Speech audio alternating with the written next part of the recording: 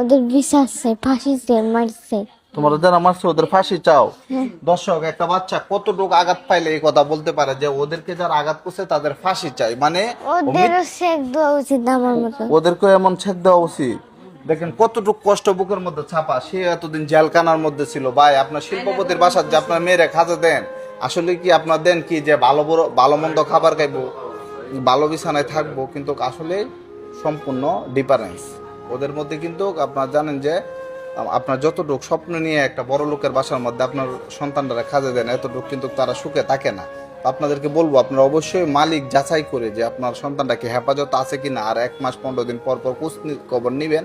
যদি না নেন তাহলে কিন্তু এই যে মোহনার মতো আপনার মেয়েরও আপনার ছেলেরও এরকম দশা হইতে পারে। তোমার মা বাবার মানে তোমার সাথে দেখা করার সুযোগ দেয় নাই, দিলে তো তোমার আগেই নিয়ে আইতো। পরে সর্বশেষ কিভাবে খবর পাইলো? তোমার আনছে যখন তোমার এই যে শরীর আঘাত, পরে তোমার কিভাবে উদ্ধার করে আনলো? আনিয়ে দেখছি, হ্যাঁ, মানে কাপড় চোপড় এমন ভাবে পরাই দিছে হ্যাঁ। যে তোমার বুঝার মতন যে, ইয়া লাগবে না।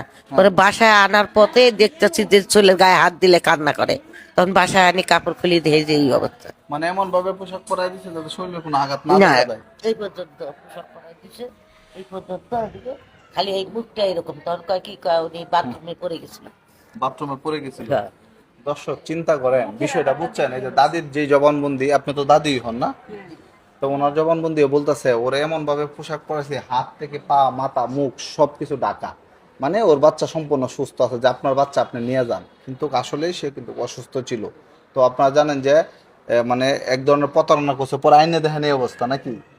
তো আপনারা মানে ভয় পান নাই প্রথম যে এত বড় শিল্পপতির বিরুদ্ধে মামলা করবেন? প্রথম ভয় পান নাই? কেন ওই সময় কি মাথা আমরা রাগের ঠেলায় যে কি তাকে পাইলে তো খুন করতাম সামনাসামনি, এত রাগ উঠছিল? এত রাগ।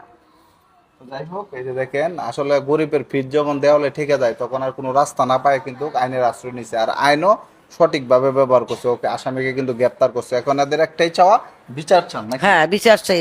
কি শাস্তি চাচ্ছেন? হ্যাঁ, তার কারা জীবনে সারা জীবনে থাকবে অন্ধকার জগরে, আর না হলে তার ফাঁসি, এই দুইটা চাই। আচ্ছা, ওইটি চাচ্ছে যাবজ্জীবন জেল, আর না হয় ফাঁসি, দুইটার একটা। ঠিক আছে, আসলে ও কিন্তু মৃত্যুর মুখ থেকে কিন্তু ফিরে আসছে। তো সবাই মোহনার জন্য দোয়া করবেন, আর কারো বাচ্চার যাতে এরকম না হয়। অবশ্যই আপনার সন্তানকে যদি কামও দেন টাকার অভাবে, অবশ্যই যার বাসা দিচ্ছেন ওকে একটু যাচাই করে দিবেন এই মালিকটা ভালো না মন্দ।